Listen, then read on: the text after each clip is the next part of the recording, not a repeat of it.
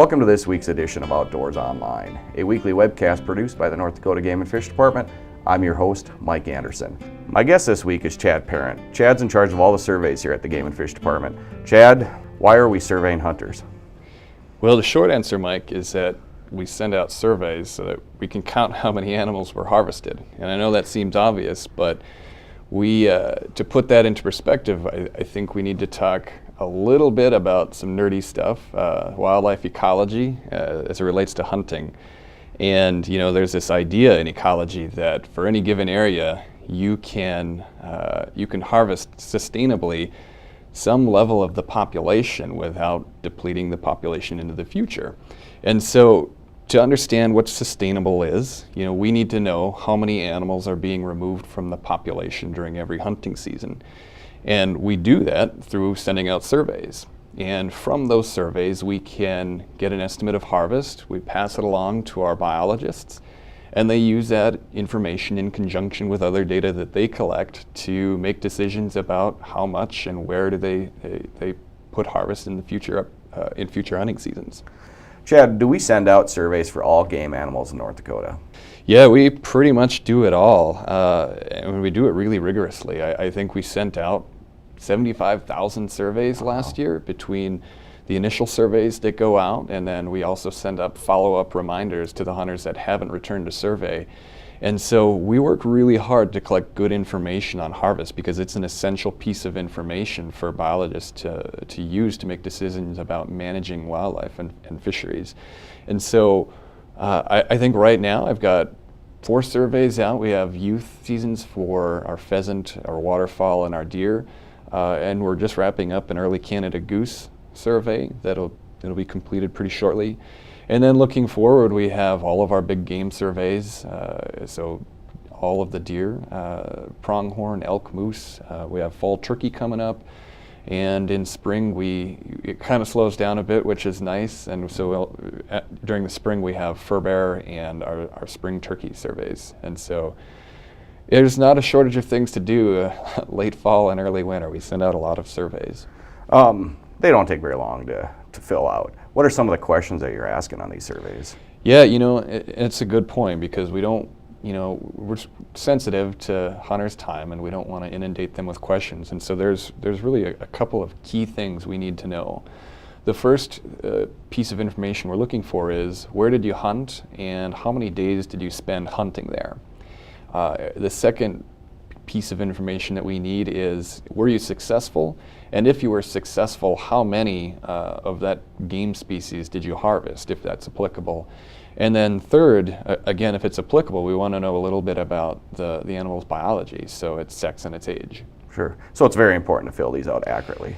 Yeah, it's really vital that hunters are working diligently to complete their surveys as accurately as possible. And there's this saying that every wildlife student comes across when they're going to school, and it's garbage in, garbage out. And that means exactly what you'd think it mean. I mean, the estimates of harvest that we produce are only going to be as good as the responses on the surveys that we get back from hunters. And so if there are errors on those responses, then we're going to have more variability around our estimates of harvest and more variability around our estimates of hunting effort.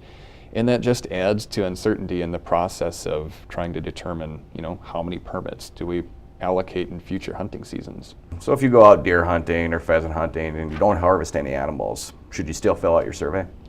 Yeah, absolutely. The information that we get from unsuccessful hunters, the zeros that they would report on their survey is just as important as the information we get from successful hunters. And so, I understand it can be frustrated to miss your deer or just have a lackluster season, but we really rely on the information that we get from unsuccessful hunters as well. And so I encourage hunters to fill their surveys out as accurately as possible and return them to us even if they were unsuccessful. Sure. How do you determine, Chad, on who gets these surveys in the mail? It kind of depends on the game species and the season. So in general, most of our surveys we send out, and we identify a random selection of hunters, and we'll send out surveys for them to complete and return. But for some of our smaller harvests, we will, for example, for like our muzzleloader deer season that's coming up or the pronghorn season that's coming up, there are usually fewer than 1,000 hunters, and it's relatively straightforward to just send all of those individuals a survey, and that ensures that we get enough surveys back to produce good estimates of harvest. And then we also have, for some of our special big game, we'll send everybody a survey, and we work really hard to make sure that all of those hunters return their surveys, because there's just a lot more riding on some of those seasons and some of those harvests. We've been doing surveys in North Dakota for a long, long time. This isn't something new. Yeah, we really have this rich tradition of sending out and getting good information from our hunters. So for example, the deer gun survey, we've been sending out the same consistent paper survey since 1975, and that length of a time series is really kind of unheard of. And so what some of these long time series or these big data sets allow us to do is to kind of really put into perspective some of the short-term trends that we might see. And so, we may see a short-term decline or a short-term increase in a wildlife population, and we can say, well, is this significant? I don't know. It's only over a 2-year period, so let's look back at the past 40 years and kind of put those changes in population across time into perspective. Sure. Any new innovative ways that we're going to be sending surveys out here in the future? Yeah, we have some things coming up that I'm pretty excited about. So one of the things that the department is looking into doing is figuring out how do we send out our surveys electronically. And by electronically, I mean we're going to send out the same paper survey that you'd typically get in the mail, but it's going to be over your smartphone or on your computer. And the idea behind that is that if it's easier for you to complete the survey online, then you're going to be more likely to return those surveys, and we'll get more of them back, and we can produce better estimates of harvest that we can pass along to our biologists.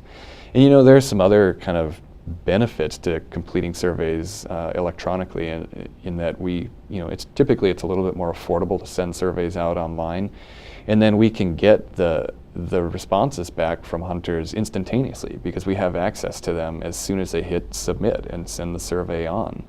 And so yeah, we're starting to we'll start working on those later this fall, and over the next couple of years we're going to try and work out the issues with electronic surveys and figure out how do we incorporate, not replace paper surveys, but just supplement some of our paper surveys with electronic surveys. And so if you're one of those individuals that receives an email from us, we're not trying to send you junk mail. We actually do want you to complete a survey.